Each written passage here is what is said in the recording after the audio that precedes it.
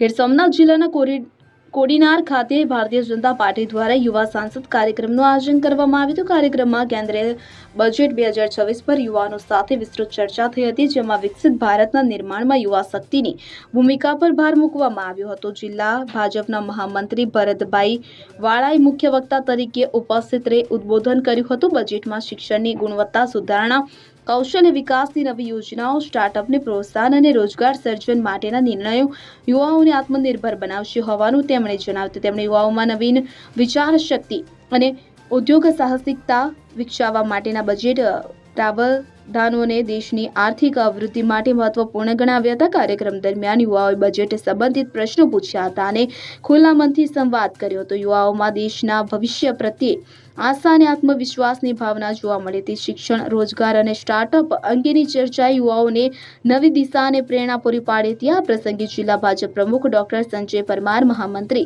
અનિલ જેઠવા સહિત જિલ્લા અને તાલુકા ભાજપ સંગઠનના પદાધિકારીઓ, સમાજ શ્રેષ્ઠીઓ, આગેવાનો, યુવા મોરચાના હોદ્દેદારો, પાર્ટીના કાર્યકર્તાઓની મોટી સંખ્યામાં યુવાઓ ઉપસ્થિત રહ્યા હતા.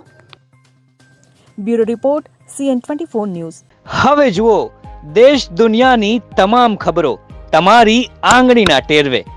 ઉઠાવો મોબાઈલ અને Google Play Store પરથી ડાઉનલોડ કરો અમારી CN24 ન્યૂઝ મોબાઈલ એપ.